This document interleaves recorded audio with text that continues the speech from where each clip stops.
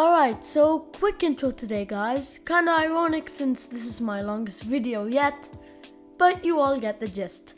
I'll be ranking every Ninjago Dragon's Rising episode based on how good they are, starting at number 50. Well, the good news is I gave it spinjitzu power. This episode is really boring, quite simply because it's done so many times before. The heroes come across a weak settlement and they try to protect the villagers trope has been done to death at this point. And even the pacing is quite bad.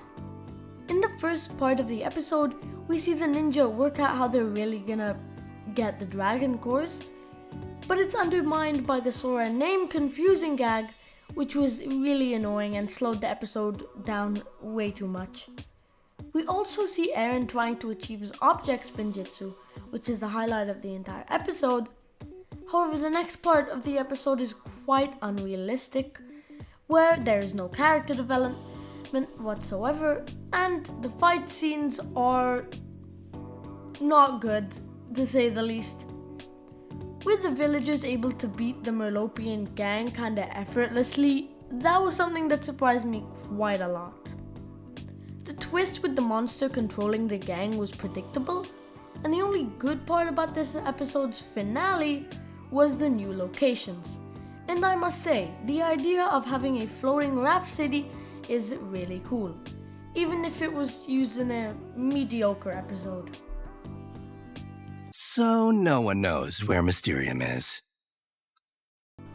Okay, you cannot tell me this episode is 100% filler.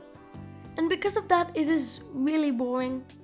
The most interesting part of the episode is the training with Egalt, but it's overshadowed by Ryu and Sora's spinjitzu training, which is boring because we've seen it done before. In the monastery, Fritz and Spitz somehow get into Sora's mech, which was complete filler. But then we get to the part with the most filler, that being Dorama's puppet fight. Luckily, the writers put in more stuff with the Rising Dragon training, so the puppet fight was thankfully pretty quick. But the highlight of the episode has to be when Egalt gets blinded by Eren, which only furthers his self-doubt, and is a great setup for Season 2 Part 2.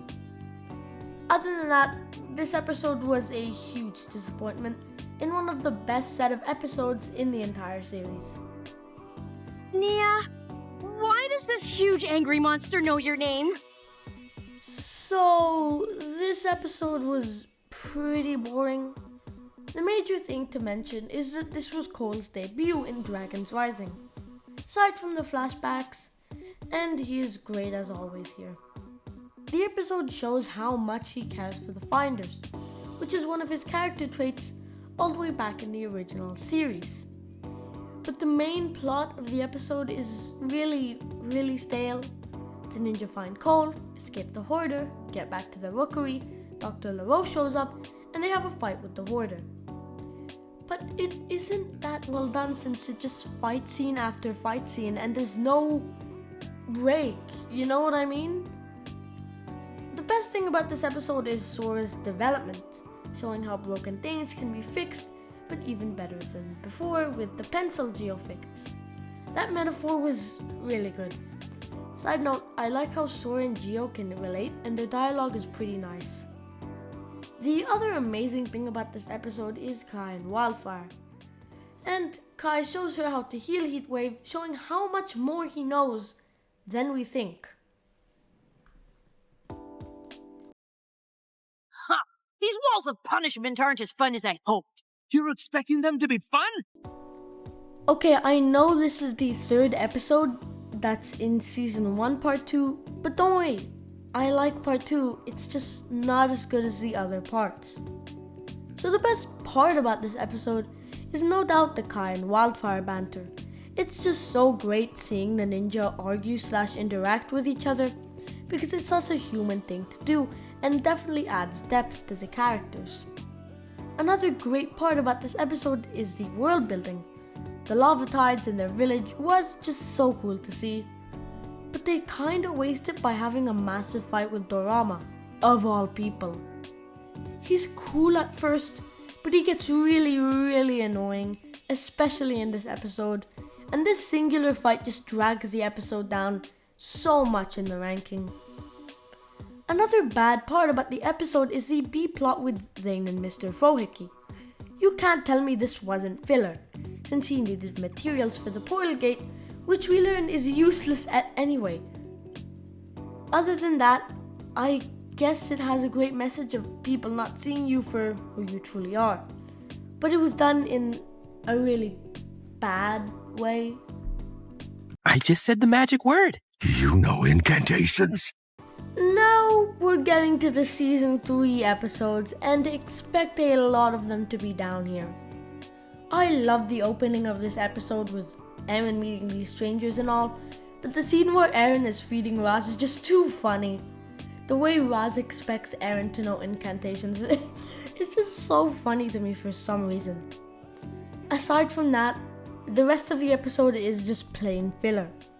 The ninjas split up to give Zane some more focus, and this is where the episode gets bad. The ninja wake up in the Dragonian village, and I admire the attempt at world building here, but it just boils down to a village full of dragons that can talk. Then we get to the absolute worst part of the episode, that being the fight with the Cyclops, and I hate it. It's so filler, and the only excuse they give to say it's not filler is that we see Jay as a bounty hunter, but this easily could have been done in another scene. So overall, this led to a boring and somewhat underwhelming episode. I faced them and lost. I'm now 1,000,000 times more afraid of puppets. Ninjago Dragons Rising is a good series for a lot of reasons, but it's not very good at premiere episodes. The missing and ultimate object of admiration are basically the exact same episode.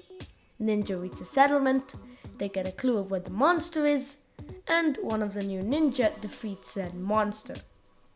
But this one is better because Frack gets some low tier character work that never comes back again. And the puppet fight is so weird, especially when it's revealed to have a prismatic blade, which is the most boring way of introducing a prismatic blade. The best parts of the episode are easily the lightning tied courtroom scene. I can't believe that's an actual sentence I just said, which made me laugh a lot. And the Thunderfang backstory looks amazing. The shots, I am speechless. I am honestly speechless. Creel would be jealous. It is a literal junkyard in here. Yay, it's the train episode. I can't wait to see how a massive battle between the ninja, Noct, and his Dragonians and the freebooters end. I cannot wait to see how this massive clash of factions fight out until the very end of the episode. Surprise, surprise, they didn't do that. We start off with some Sora and Frack bickering, which I absolutely hate. This episode follows Zane and what he's been up to since we last saw him. First of all, I hate this plot of Zane just coming across the freebooters and coincidentally finds Pixel. This was such a wasted opportunity. What if Zane was tasked with protecting Imperium and the freebooters robbed them, so Zane tries to save the loot and also finds Pixel in the process? It would make such perfect sense that their pods were in the same place. In fact, that's what I did in my rewrite. You can watch the episode right now, you know. No pressure, but you guys know what to do after this episode. Other than that, my complaints vary between different aspects of the episode. I find Pixel and especially Zane's lines to be a bit cheesy for some reason. Also, not saying, "We will crush them to their doom," just does not feel right. And of course, the Zane fake out death at the end. Zane fake out deaths are not cool anymore. It's a cheap way to have tension in an already flat episode. Like, they even whip out the music like it's some sort of party trick. I'm sorry, it does not work. I'm pretty sure the episode falls victim to my high expectations, but even months into release, I'm still not sure. I would have preferred if we'd grown the realm by granting wishes for kittens or something. Ooh, we still could. Alright, this episode is so low on the list that it does nearly everything wrong, and it houses the worst scene in Dragons Rising for me. Let's start off with the negatives. The Dareth return was horrible, as he's as annoying as always. The creative wishes the ninja make just don't work for me. Like bones made of jelly, that's all you could think of? What about a tidal wave Nia can control? The best part of the episode is easily when Jay meets Zeatrix. If you saw another one of my videos, this episode, I think houses the worst scene in the show. Once Rox gets a hold of Ericor, she makes the ninja embarrass themselves. But once they have a plan, she doesn't realize. And Sora uses her powers without Rox realizing again. It's so painful to watch this scene and see how dumb Rox is, especially when we were told she was one of the smartest Forbidden Five. Then at the end, Sora wishes for kittens out of nowhere. Seriously, this episode is so painfully mid, it's not even funny.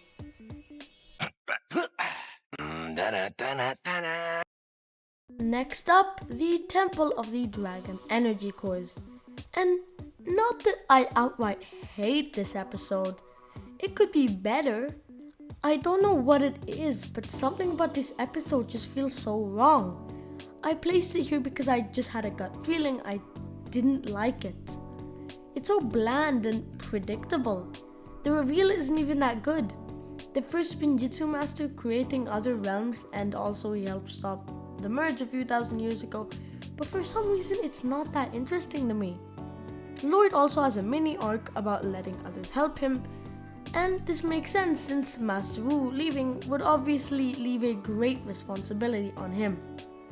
But that's something that should be an important arc and not something that you can fit into a 22-minute long episode. The most interesting part of the episode is actually nothing to do with the ninja. It's with Imperium. Seeing the propaganda the Empress is spreading around the dragons being recaptured and seeing the citizens rebelling was such a flip side to what we saw Imperium doing in part 1. Hey, I just fixed that! And I do not mind fixing it again. So you might be wondering why such an early episode is this low on the list. And that's because it tries to live up to the promise of carrying on from what the Merge Part 1 did for the story. And that being said, it's not such a great follow-up. The fight scenes are okay, fun at best, and it's really the episode of all time, isn't it, guys? I think the world building with the matriarch and that tease at the end with the Source Dragon was a huge highlight. But other than that, the best part of the episode is the flashback with Kai and Lloyd.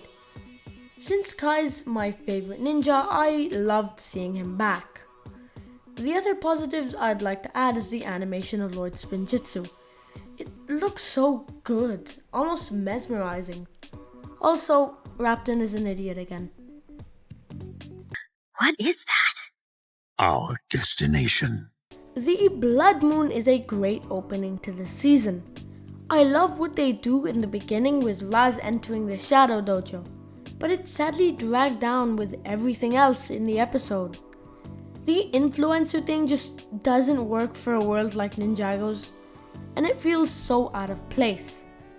I think the introduction to Lloyd's visions was okay, but honestly I imagined it to be way scarier going in. Anyone else feel the same way? The best scene in the episode, aside from the beginning hands down, is Lloyd and Aaron talking in the courtyard. I really like when characters just talk to each other, not about the plot, but their struggles and personal feelings. And this scene does it perfectly for me. Cinder's introduction, while superior to Ash, wasn't as intimidating as I thought it would be. And his lines just feel off for some reason. It's a good introduction for sure, but it's been severely dwindled down after watching the next few episodes of him. Alright, side note, these next batch of episodes are so similar in quality that I actually had a really hard time ranking them. So for these next 20 entries or so, don't be surprised if something is misplaced, because hey, nothing is perfect. I could really use a cool mud bath right now. Beyond Madness has a lot to love. As a starter episode, it does wonders in expanding the characters even more, and the plot is really interesting but falls flat as the episode goes on. Of course, this episode is really about reintroducing two new ninja to the series, which are Kai and Nia. And their banter together is honestly really funny. But honestly, the plot is really shallow. The flashback of Kai and Nia meeting doesn't feel that special since they meet by sheer coincidence. The opening with the bounty crashing is a nice way to pick up the episode, especially since we get to see the mountains outside the monastery, which we've never seen before. The plot then begins and the ninja travel to the land of madness, which, if you remember, is from season 1. I like the world building in this episode as well because it's so simple yet so well done. The overhauled land of madness, craglings, and even the ancestral mud pools. I had no idea they'd do something this big for what's essentially just a land of mud pools. This episode really picks up when Kai gets back with the mountain dragons, and I love how throughout the course of the fight, he still tries to catch up with Lloyd like the battle is his second priority. It's just classic Kai and I love it. So yeah, there's really not that much to say. It's a good filler episode, just not a great filler episode. Jay's better at disappearing than Mr. Pale. Yeah, this episode is pretty bland. It's either video games or ghosts in the Spectral Lands, aka the Departed Realm, aka also housing the Cursed Realm. The side plot with Aaron and Morrow in the Spectral Lands is really boring. It takes up most of the episode, and I was really put off by how nonchalant Morrow's introduction was. I just feel like he was a bit underutilized. One thing that was not underutilized was the Spectral Lands. We now know what happened to the Departed Realm after the merge, and it was such a big question at the time. I think revealing it as early as season 3 was a very good call, because remember, we thought that, since it was merged with all realms, ghosts could just live again. So it was really nice to see them tie up that plot hole. But one other thing that put me off guard was the fact that Raz was holding on to a prismatic blade this entire time. This was possibly the worst way to integrate it into the show. It makes no sense, like, what? The other subplot where Kai tries to beat Jay's high score on a Gallimorph X-Pose machine, it's just not that good. I mean, it was kind of depressing, honestly, but that moment when they finally saw Jay playing the video game was so great. But then it just ends there. I mean, the funniest part of the episode, and probably the best, is Wildfire discovering video games. It was just so hilarious. You know what time it is? Trying to get my beauty sleep here. This episode feels like half of an actual episode. We start off with a merge flashback that goes absolutely nowhere and doesn't reveal that much information. The ninja pulling up at Raz's to get Jay back is such a natural continuation for the next episode, so I love how this scene really has lasting effects. The matches in this episode wasn't all that interesting. Sora, when she goes up against Kizzy, is shown how she can adapt to her situation and surroundings and helps her progress. But the Wildfire versus Cinder fight was just so hard to watch. We know it before it even happens. Wildfire is just gonna completely ignore the objective and try to fight Cinder to get revenge. And it actually hurts as she leaves the flag completely for revenge when she was right there. I get this is supposed to be character development, but it just hurts so bad. But then, after all of that, Cinder taunts the ninja and frames them. It's so clearly fake, I have no idea how Roby fell for it. I mean, dude, you still have a brain cell, right? A functioning one? But then, after all of that, we continue with the cavern run, which is so clearly filler. And when we get to the best part of the episode, that being Raz and Eren meets, it ends on a huge cliffhanger. This episode had a lot of potential, and don't get me wrong, better than previous ones, but it can be improved drastically. Wait, right? Yes! All the yeses! They Gather for the Feast has an unfortunate handicap of being an introductory episode, and that's why it's slower than most others. But that's not to say it's bad at all. I love the introduction to the City of Temples and the banquet, even if it was quite short. But Freck and Eren's friendship is really unrealistic. It's not portrayed that well. Most of the dialogue in their flashback was a tad cheesy, and they don't really act like best friends. The only thing they really have in common is being ninja super fans, and that's it. I mean, I would love to meet a Ninjago fan across the street and become best friends forever, but that's not really realistic, is it? Don't get me wrong, their friendship later in the season is better, but this episode unfortunately gets the short end of the stick. Speaking of which, the flashback was very welcome, even though Frack was mentioned earlier last episode. I think we had more expectations going forward, and I just don't get best friend vibes from these two. Talking more on the banquet, I love this setup scene. We get to see all of these new, exciting elemental masters and even Raz and his team. The best part of the episode has to be Zeatrix's entrance. This was a perfect showcase of her personality, and you know what to expect going forward. But the best part of the episode by far has to be the fight scene between Lloyd and the assassin. The fight choreography is stellar, and whenever I hear someone say the 11-minute choreography is back, I think of this scene in particular. But it also goes to show how dangerous this tournament really is.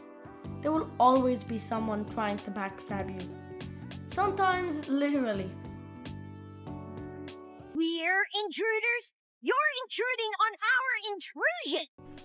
Enter the City of Temples is so interesting because we get to see so many new and familiar locations and characters. The best example of this is the opening, where the plot gets set up and we see a few elemental masters getting invites to the Tournament of the Sources. And I kid you not, I'm a huge Ninjago nerd, so once I saw old elemental masters, I was practically geeking out, man. The next scene is actually a huge waste. We see Wildfire stopping lava tides from stealing a mech in Creel's junkyard. But she fails, and once Nia comes along, she gets the job done.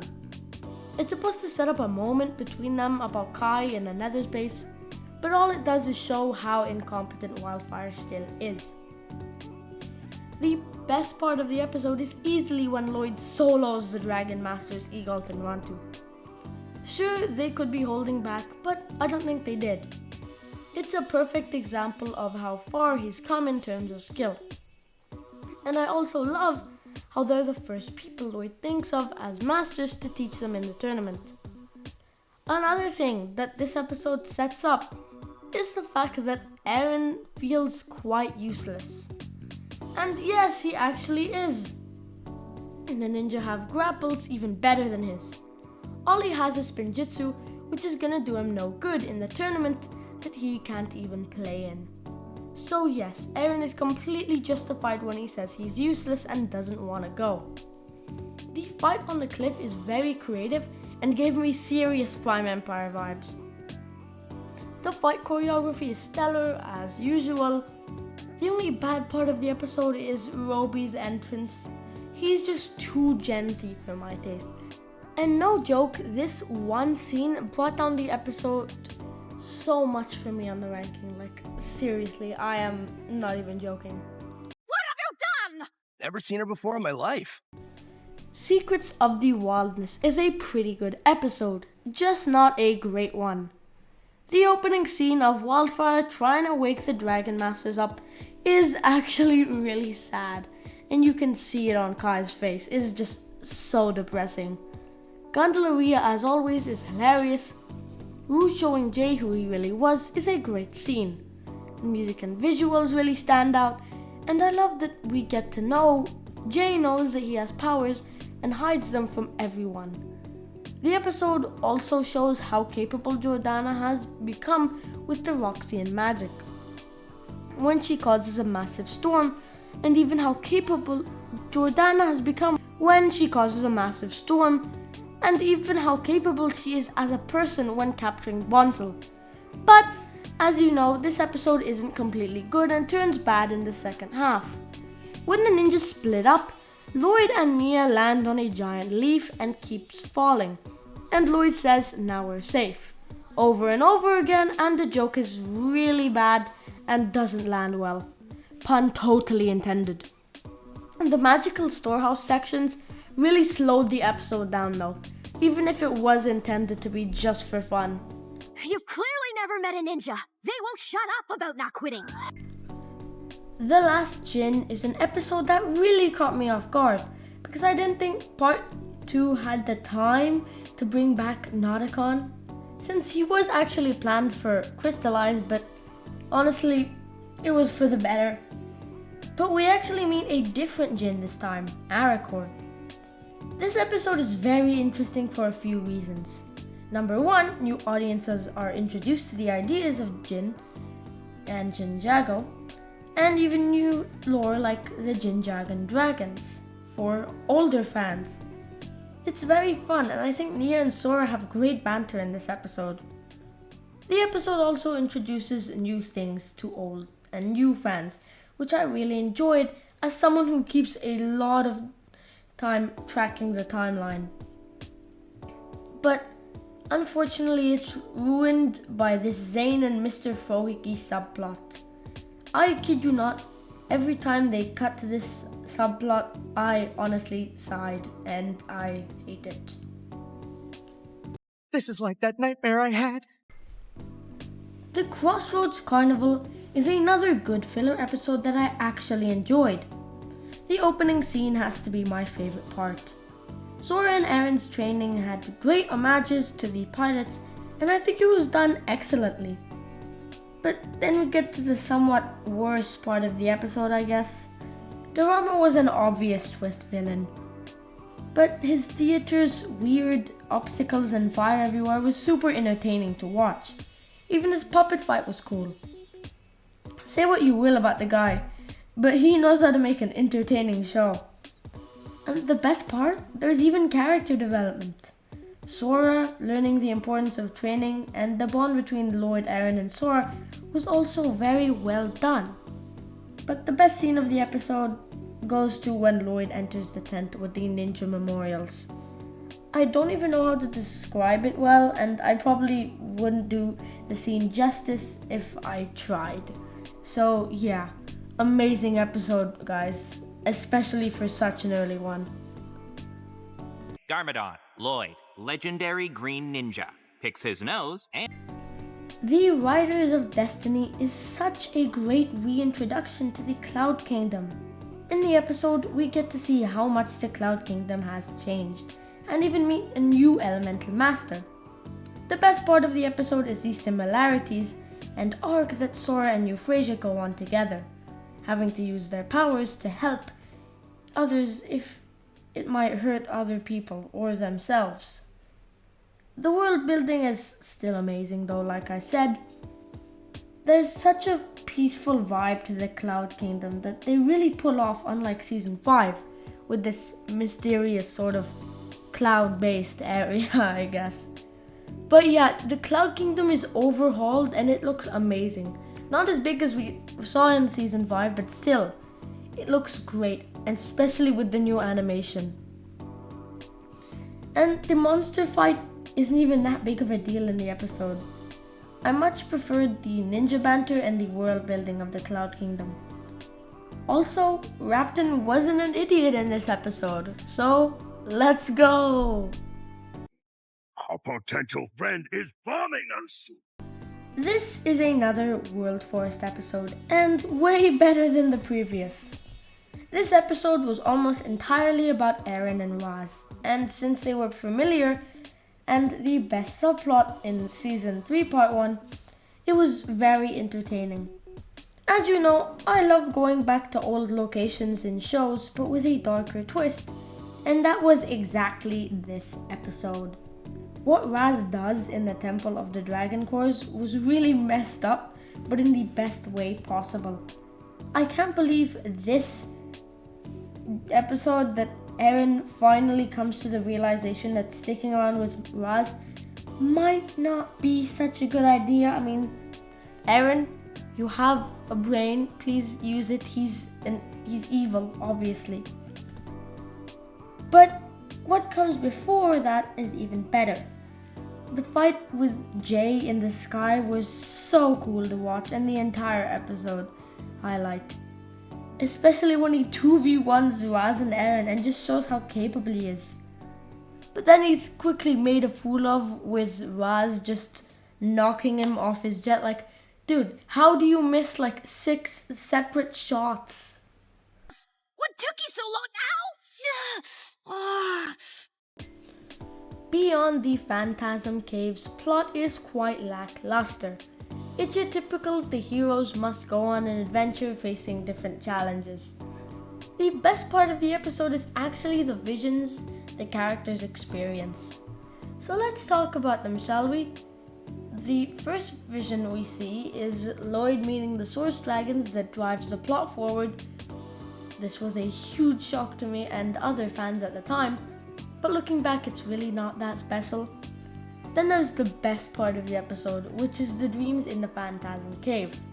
Every character except Wildfire, Kai and Ryu get one, and they're all basically their biggest fears, which gives us a lot of insight into the characters' heads, which is always super interesting to me. And let me just say, when I say the plot is lackluster, I mean it's not that special, but it's not at all bad. I mean, the first part of the episode when Kai goes to check on Wildfire just shows how much he cares about the new students, and I think that's really cool to see from Kai since his entire thing in this new season was maturing, and I think they did that really well for him. Good, everybody. This was an episode that surprised me the most. Its main focus is obviously Imperium, but the other focus are on the characters. Since this is Wildfire's introduction, the episode shows her personality such as running into battle and being very hot-headed excellently. I also love how they teamed up Lloyd and Wildfire together. Throughout the series, Lloyd has always been calm and collected, but Wildfire is just a complete opposite of that. So seeing them interact was very hilarious to me. I love how each character has their own side story. Lloyd and Wildfire, like I said, Eren dealing with the Imperium Teenage Protection Force, still a stupid name by the way, and Sora facing Dr. LaRoe. And all these subplots eventually branch together, and it's way satisfying when they do, but not in this episode, so can't give it points to that. I really didn't think a human could dance like that. Shattered Dreams is pretty much great. The first half of the episode honestly is not that entertaining with the ninja in the crossroads. Only thing interesting to note is that Ninjago movie reference with the killer butterflies. Yeah, I got that on my first watch. I was honestly geeking out, I have to say. However, I love visiting the crossroads, so I think this was a good detour for the episode per se. But then we get to the actual Shatterspin fight scene, and it's amazing. The animation looks amazing, the music is even better. There's a bunch of things that I love, like the Forbidden 5 tease, the kingdom getting raided in the flashback, and a check-in on Imperium. There's just so many things that just make this episode great. It's so good. And we're not even halfway through the list. I guess this goes to show how good Dragon's Rising is as a series. But if I listed everything that would make this episode great, I think we'd honestly be here all day. Hey, I'm sleeping in here. This episode is so good, and I mean great. We start off with a flashback from Raz that is amazing. Then we get to the magical storehouse scene with the ninja trying to escape, which is horrible. I really hated this subplot because it feels super drawn out. Wildfire, surprisingly, gets a lot of development. What with her fear of heights making her more three-dimensional, and when her injury heals. She's back to good old Wildfire, which I like, I guess. But the scene that absolutely steals the show is Raz's fight with Eren. There is just so much about the scene that is so good, but I'll sum it up quickly. Raz defeats Eren with ease, showing how Eren literally has not improved at all since the first time the two met. Then he knocks out Ryu with one go in a single hammer. Absolute peak. Honestly, what a way to show how bad Eren is as a ninja and how amazing Raz is as a villain. Honestly, this scene is just pure perfection. It's the best scene in the entire show. I love this scene so much, and I hope we get more scenes like this in the future. What took you so long? I guess I shouldn't expect to learn gratitude from you, huh? Crashing Together is split into two parts: the flashbacks and everything that's actually happening in the present. The flashbacks are pretty boring though.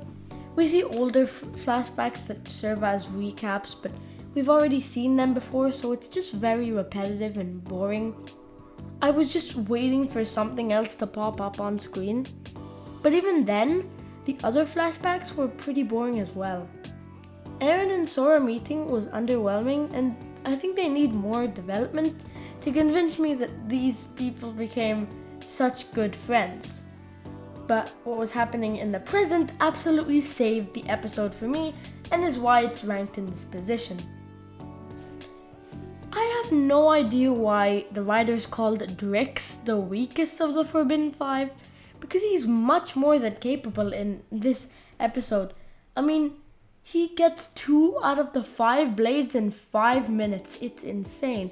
And he 5v1s the ninja. I mean, he's literally the best member. The best part of the episode for me is when Eren and Sora save each other, and then there's a montage of them sharing a pie. I wish they made a new track, as this music has been played before a bajillion times. So I wish we got an exclusive Never Before Heard track for this scene because it's really important. But other than that, this episode is pretty dang cool. I liked it. I might know a dragon who'd be up for a pie or 10. Inside the Maze is just a relaxing episode for the most part. We start off with Eren and Frak catching up, and they actually seem like good friends in these moments. But then the actual action begins and the tournament starts. And we gotta talk about these matchups because they are just not perfect, I guess. Before Zayn and Zer's matchup, Zer was hyped up to be an amazing fighter, but he used cheats to win. Therefore, it really does undermine him a lot. I wish he didn't use any cheats and just beat Zayn fairly. The best part of the episode is easily the fight between Nia and Jay. Even though you know it's coming based on the flashback, it's still a shock to you nonetheless. Yes, pun intended. The fight choreography is again amazing, and even though Nia beat Jay in a landslide, Jay actually stood a chance against her, and if Nia didn't have Rising Dragon, Jay would have destroyed her easily. Salt is the ultimate doom! They Call It Doom is basically carried by the comedy. Wildfire and Kai's dynamic is really funny and I loved it. Another funny part about the episode is when the mucoid sent Lloyd down the impossible path. But the only reason it was impossible is because snails are deadly allergic to salt. What an amazing move by the writers there. That honestly caught me off guard. It was super funny too. On that subject, Lloyd risking his life for Rapton shows how much he's matured over the years. No way Lloyd from Crystallized would do this. Even though, Aaron said he was expendable because he's Rapton. This episode is just too funny, man. The world building was also great. They managed to do so much with the mucoid tribe in so little time, and that was amazing. I loved it. So, yeah, this episode is basically the funniest episode in the entire series, and I'm not lying. It must rise. The Common Side is a really intense episode that I loved. There's a bunch that happens here. Zane's awakening by Kai and Nia, Jordana's, introduction I like to say. But the star of the show is easily Lloyd. I love the fact that this episode is so chaotic that they're able to have a character arc with Lloyd reflecting that. It's amazing and so genius. The flashback in the beginning just shows how wise Master Wu really was, and I loved it. Then seeing him again at the end of the episode felt really good, especially after Lloyd was able to find the calm inside of himself and formulate a plan in the middle of a hectic battlefield. This episode is such a treat, man. Hope this isn't the line for the bathroom. The administration is just a goated episode, man. The administration is such a cool place in the Ninjago world. You know, when there's a world this big, there has to be some sort of bureaucracy, I guess. The episode does a perfect job of showcasing the administration. Through large lines, practically endless hallways, you get a sense of scale that you really never see anywhere else in the Ninjago world. And it sets up key locations like the Department of Realm Reassignment, which we see a lot during the series. Everything with the administration was so great. But the best part of the episode has nothing to do with that, actually. It's when Kai is teaching Wildfire how to manage her emotions through forms, which he learned from Master Wu when Nia became one with the sea. This is the exact kind of development Kai should have gotten from Crystallized. So, like I said, the administration is a goated episode. Oh, mind if I turned you into slumps? The reason this episode is so good is because it's great scene after great scene. Gondolaria is seriously the funniest character in the show, and the fact that she easily recognizes Bonsal despite seeing her as a skeleton and then making this face is the funniest thing that ever happened in the show. She makes every scene so much better because she's that funny. It doesn't even matter that the fight scene late in the episode was dragged out, because there's absolutely comedic cinema happening at the exact same time. The main plot has less focus in this episode, but it's prominent enough that I think we should talk about it. In fact, the best scene in the episode has to be the talk between Wildfire and Egalt. Because she was raised by dragons, she gave Egalt the point of view that dragons had on him. But, you know, how they named their tallest mountain in the wilderness Mount Egalt. Then Kai learns Rising Dragon. This is amazing. Kai's my favorite ninja now. It's so fitting that Kai managed to do it first, because he went from hot-headed at the beginning of the show to maturing and not letting his anger consume him, and he finally learns Rising Dragon. It's just so good, man.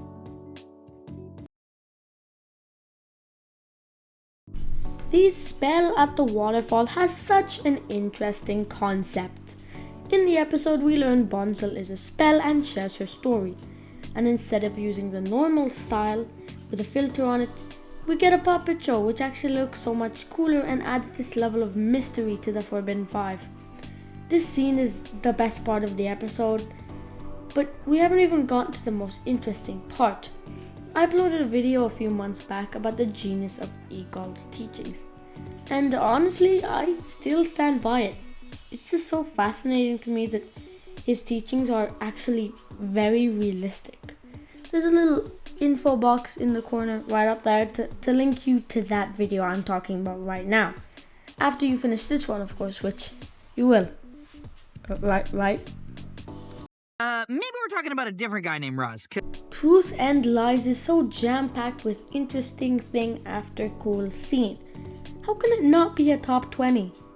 The cavern one is mid, but it's followed up with an amazing scene of Roz manipulating Eren. The matchups are unfortunately what brings it down, but that's not to say they aren't good either. To sum it up, Noct brutally beating up Tox just shows how this is all a game to him, and that is so menacing. The next is Mr. Pale versus Lloyd, and it's really good to see him back. Not because he's a cameo, but I guess it's because he's learning new abilities off screen, which shows these background characters aren't just sitting around doing nothing.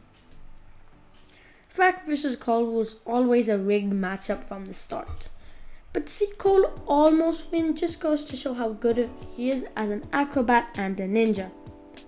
Nia vs. Noct is a great matchup. I only wish it wasn't rigged, so that Noct could actually win fairly to prove how much of a threat he is. But then Sora and Cinder isn't even a matchup. Like, I get it's supposed to be about Sora proving her smartness, but it's easy puzzles that realistically anyone from the team could do, which is why it's really disappointing. But what happens outside of the matches is the most intriguing. Eren learning Spinjitzu from Raz's teachings just shows how reliable Raz can be, and that his teachings do have some worth, pushing Eren closer and closer to becoming a victim of Raz. Seriously, this episode is just so much stuff crammed into one episode. It's insane. Are you sick of the 9 to 5? This placement might seem weird considering I don't like season 3 that much, but a lot of this episode is really good to the point where I can't complain that much. The immediate standout this episode is Raz and Eren. They don't get as much screen time in this episode, which I really didn't like, and it brought it down on the list. But what they do have in this episode is great. Throughout it, Raz and Eren are traveling to find Eren's parents until they've come across a raided raft village. Raz tells Eren not to worry about others and prioritize the objective, which is what Frack does as well. But then Lloyd tells him that you should also care for others and just be kind. This parallel carries the episode for me. Then we get to the main plot with Lloyd, Sora, and Frack, and the ninja almost effortlessly beats the Forbidden Five. This is without a doubt the worst part of the episode, but it does bring some really cool fight choreography, so I'm not complaining that much. But the best part of the episode is Rapton's freebooter ad. It's so funny to me for no apparent reason. But for real, the real best scene is where Eren finds his parents' gravestones. That was the best scene by far. The emotion on his face just looks so real, and the voice acting is amazing as well. And Raz only uses this to manipulate Eren further. The animation is also stunning. The rain and the shots, the cinematography in this episode was amazing. This was a huge shock to me, but it's still amazing. She'll bury you in 9-21C so hard you'll wish you 51A'd your 39 double C's.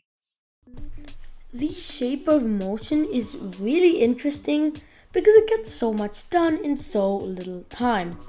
We start off with Eren and Sora at the administration. Then the matriarch dies a few minutes later, which sets up the plot of the part, which is pretty solid. Then Rapton returns with his freebooters and attacks the ninja, in what is undoubtedly the best air battle in the series, and the only one, I think.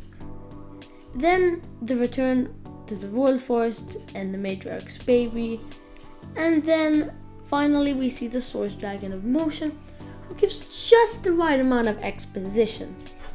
This episode has a theme of tying up / continuing plot threads from the earlier season in such a satisfying way that I can't help but respect it.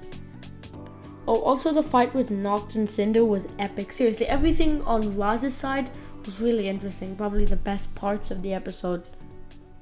I did capture this dragon all by myself. What's my name? So you might be wondering why an episode like this is in the top 15, and to that I say, Kai and Wildfire. These two characters are just really funny to watch, and seeing an episode mostly about them was amazing. We actually see Wildfire's backstory, which was surprising since I thought we would get it way later. But I'm so glad that we didn't. This flashback perfectly demonstrates how Heatwave cares for Wildfire. And of course, how could I forget Kai's hilarious perspective? I'm not sure if my humor is just broken, but I honestly laughed at every single one of his lines. Also, it was interesting to see a different part of the monastery we've never seen before, and that's why his perspective is just so well done in this particular episode. And it's just so intriguing. Even in the Imperium perspective, it was super well done because we get to see so many different characters' storylines come together, and it's just so satisfying to watch. Honestly, these sets of episodes are amazing. Personal reward time. This episode barely missed the mark for me, in the sense that if a few things were changed, the episode would most definitely be higher up on the list. The episode is mostly centered around the fight between the ninja and the five, but the best scene in the episode actually has nothing to do with that. I think the scene where Sora apologizes to Eren about her actions in the previous season was amazing. But then we get to the actual massive fight in the episode, which was really intense. I do wish we got to see the actual fight between Raz and Noct. And him freeing Raz to fight was really honorable, and I was not expecting that coming from Noct. But in the end, we don't even see the fight. And then at the end, the five just die like that. So this episode does kind of miss the mark for me. Whenever there's a chance for something really compelling, it's always ruined. Wildfire, this is a stealth mission, so the theme would go more like da-da-da, da-da-da. We Are All Dragons is possibly the perfect prequel to the finale of the season. We start off with the ninja heading back to Imperium, we very quickly meet up with Percival, and we're shown how much the people of Imperium have turned against the Empress, since her propaganda was so bad. The ninja's banter is always really good in this episode. As well, Kai and Wildfire are such a funny duo, as always. The fight between the Empress versus Lloyd, Zane and Nia was really well done and way better than the choppy fight animation 2 minutes previously. The best scene in the episode has to be when Sora gives her speech against the Empress. It's such a great and rewarding character moment, which feels absolutely deserves, and I love it. Also, Raptor has a redemption? It felt so out of place in the moment, but looking back it does kind of make total sense. It's just a hologram. No, it's not. You might be wondering again why an episode like this, such an early one, is so high on the list. And that's because of the flashbacks. No joke, this episode was carried by the flashbacks and would probably be in the top 35 if they weren't there. That's because we get so much interesting insight on Sora's backstory. And we see Imperium from Sora's perspective, and it's so interesting to see how Imperium operates and runs from the eyes of a citizen. It's just so cool, to the point where I almost forgot the main plot entirely. First of all, the Photak is such a great idea and just concept overall, being a hard light that looks like a glorified hologram, but it gives off such a menacing vibe. When the ninja eventually break into Imperium, I'm glad it wasn't dragged out because I'm honestly getting sick of the characters break into secure facility trope. But it's not dragged out like I feel like other shows would do. Instead, the entertainment comes from mostly funny dialogue. Everything in this episode just feels so good in a way I can't explain, but it just barely misses the top 10. Wanna be ninja? Go! The first episode of the series is one of the best Ninjago premieres to date. Our main focus is on Eren and Sora. We see their everyday lives and their friendship, which is super believable and well done. Although I wish the mech race could have taken up more screen time, I think it's a great amount for what we got. Another absolutely amazing thing about this episode is Imperium. We only got a hint of it in the start of the episode, and we know Sora's from Imperium. But how do they top that? Well, Roz's entrance is just so good. It perfectly sets the tone for Imperium and just his character as a whole, since he's not that important to the story of season 1, but I think it's a great enough setup that I can't really complain. He seriously sets the danger of Imperium, unlike Rapton a few minutes back. So yeah, not much to say here really. It's just an amazing episode, but it's just 1 out of 2 parts, so I guess I can't really complain. Would an innocent man lock his office door? Yeah. This episode is just cool thing after cool thing. The first scene is of Zeatrix genuinely apologizing, but the ninja have none of it since they're really mad. I like the detail of the newer ninja getting mad first, since the original ninja have matured enough to let go. We also get more clues of the death to the matriarch, which is really getting intense in this episode. And I love how Eren refuses to do anything with Sora and goes with Wildfire instead. It really shows how these two have grown apart over the course of the season. Then the Source Dragon of Motion appears in Lloyd's vision, which really took me by surprise. It's really cool to see them interact in what is normally Lloyd's nightmares. But the best scene is when Lloyd works through his injuries and chooses to fight Noct anyway, even if he could get more hurt in the process. It just goes to show how strong Lloyd is as a fighter and his determination to fight. And when I thought it couldn't get any better, Eren goes to the Cauldron of Realms with the help of Cole in his Titan mech. And the Master of the Mountain theme plays as well, which just makes it even better. Such an amazing episode, man. As impressive as that was, I don't think all his strength is in his right knee. Our first finale is very interesting to say the least. After the past 4 episodes, the Imperium fatigue has very much been noticed. And it's really not that big of a deal, but still noticeable. The plot is mostly fighting until the ninja finally try and escape. Now you might be asking, what is so good about this episode that made me place it in the top 10? Well, everything with the Source Dragon of Energy is insane. We learn so much about previous lore, like elemental powers literally coming from Source Dragons. I was not expecting that at all. And that's not even it. I mean this perfectly when I say it. Lloyd's vision is flawless. I was so invested the entire time, and that has to be the best scene in season 1 by far, if not the entire series. And I can read it thanks to my new best bud, Sir. There's just so much great about this episode. I think we should talk about them one by one. The first scene with the flashback of the Forbidden Five was so cool, man. It just shows how intimidating they are, and I love that Eagleton want to cameo. We get some great character work afterwards. Sora apologizing to Jordana was a nice change of pace compared to last season when the ninja were disregarding her. Then the final fight begins, and it's amazing. The way Noct and Sora use their powers simultaneously was so cool to watch, and the animation is of course outstanding. But it gets even better. The scene where Black gets exposed is amazing. The voice acting is immaculate, and even Wildfire and Zur exposing Black felt so deserved, honestly.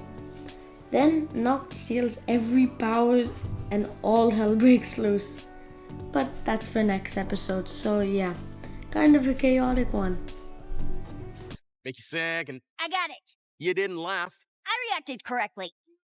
I think the reason this episode deserves a spot in the top 10 so much is because of Thunderfang's invincibility, so to speak.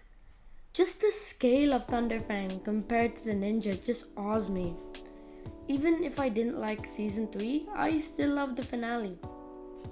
There's just so many cool things about it, such as the J reveal, the Lloyd death, kinda, and the best thing about it is when Eren defeats Thunderfang, therefore concluding his arc, and the music playing here is just so good. I know this section is pretty short, but what else can I say? The animation is amazing, the choreography is even better, and this episode was a surprise to be sure, but a welcome one. Did that just happen? Boo! I wanted to fight. Absolute power is a perfect demonstration of the dystopian society that is Imperium. The flashbacks perfectly demonstrate this by showing how happy the citizens are compared to now. Then, Raz manipulates Beatrix into killing her own father to become heir to the throne. As Beatrix is a very well done villain in my opinion, this backstory strengthens both Beatrix's and Raz's intimidating presence as main villains. But that's just the first half. The second half has the ninja infiltrating Imperium, and Wildfire and Kai's banter here is perfect as always. I also love the detail of Beatrix getting more and more crazy as the episode goes on. Rising Ninja is the finale to my favorite Dragon's Rising part ever. So, how does it hold up? Well, the episode is definitely really intense. The final battle is structured excellently, with wins and losses for both sides, and I also love how the ninja learn Rising Dragon.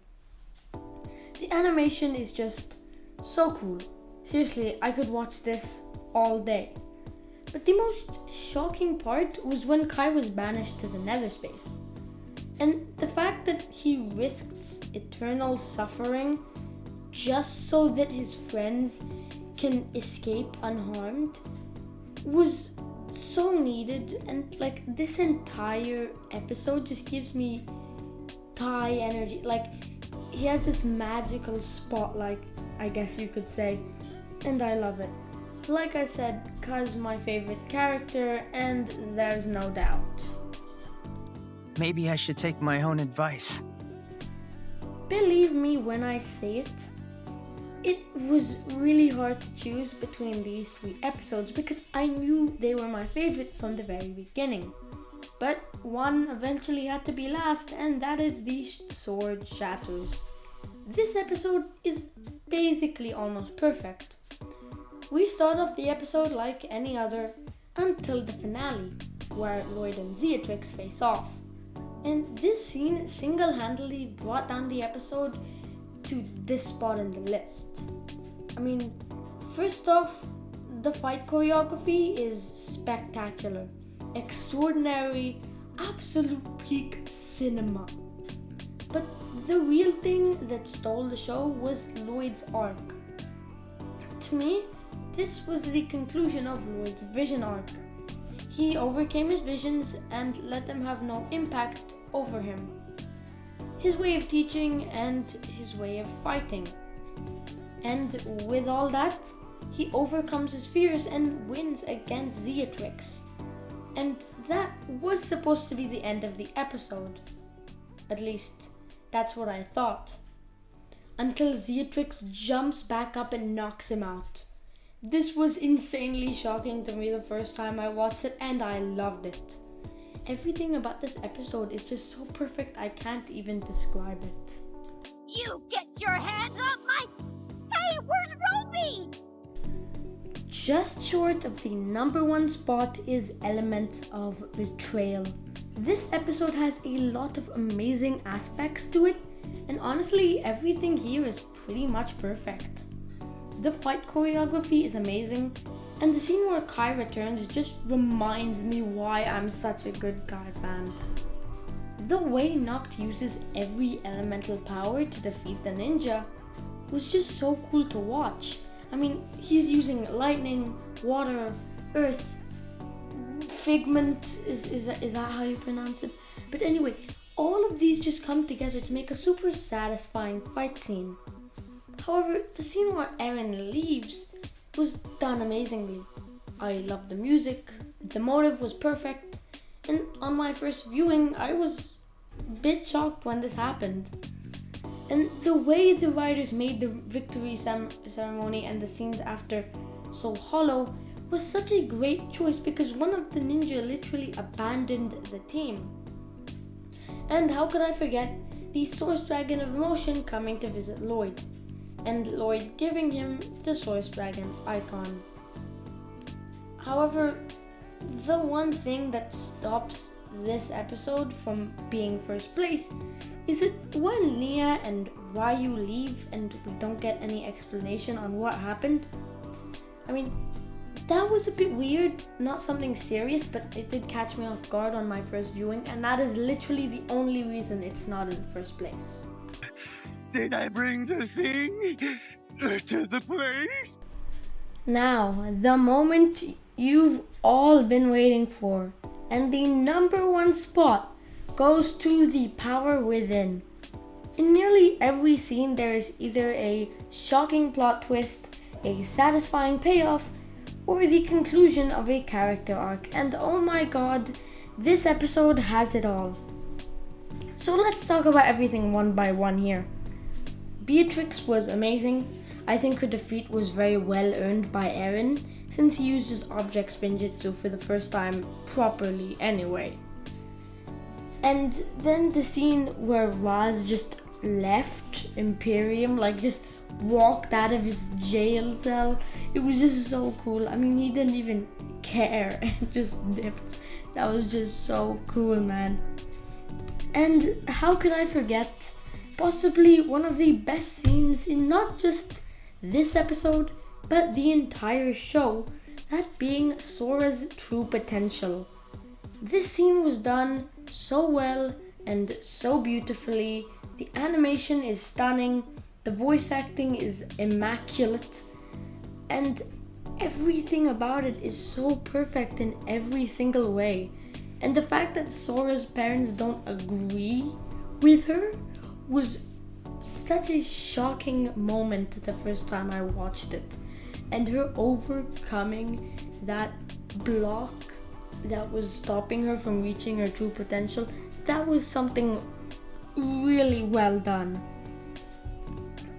So then we get to the finale of the episode and Lloyd's vision, which was a great parallel to the previous one he had. In the first, he was very confused and scared, but now he's calm and collected. And yes, it's just as good as the last vision he had.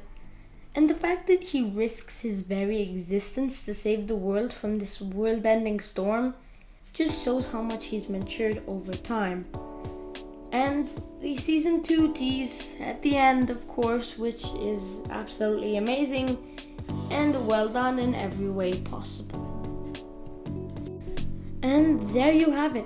Every episode of Ninjago Dragons Rising fully ranked. As much as I loved how this turned out, it took months of scripting, editing, rewatching, and getting footage. So I'm gonna take a small break after this video. I will try and upload a video before Season 3 Part 2 releases officially, but I'm still not sure about that. So I guess I'll be seeing you all pretty soon. Hope you enjoyed, and I'll see you all then.